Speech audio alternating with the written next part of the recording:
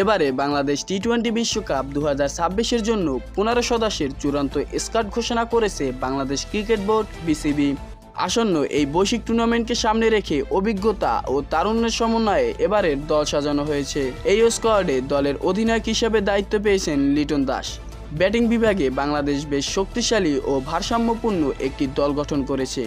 Opening ও top অর্ডারে রয়েছে লিটন দাস, সাইফ হাসান, তানজিদ হাসান ও পারভেজ ইমন। Middle অর্ডারে রয়েছে তাহিদ হৃদয়, শামীম হোসেন এবং অলরাউন্ডার মেহেদী হাসান। এই ব্যাটারদের আগ্রাসী ব্যাটিং এবং স্ট্রাইক রোটেশনই হবে বিশ্বকাপে বাংলাদেশের বড় শক্তি। বোলিং আক্রমণে পেস ও স্পিনের দারুণ সমন্বয় রেখেছে বাংলাদেশ। দ্রুতগতির বোলার হিসেবে থাকছেন তাসকিন আহমেদ, মোস্তাফিজুর রহমান, শরীফুল ইসলাম, তানজিম হাসান সাকিব ও মোহাম্মদ সাইফুদ্দিন। এরপরে এবারের স্পিনের দায়িত্ব সামলাবেন মেহেদী হাসান, রিশাদ হোসেন ও নাসুম আহমেদ। মিডল ওভারে উইকেট তুলে নেওয়াই হবে স্পিনারদের প্রধান লক্ষ্য। সব মিলিয়ে বাংলাদেশ টি-20 বিশ্বকাপ 2026-এর জন্য একটি প্রতিযোগিতামূলক স্কোয়াড ঘোষণা করেছে। এখন দেখার বিষয় মাঠের পারফরম্যান্সে এই দল কতটা সফল হতে পারে।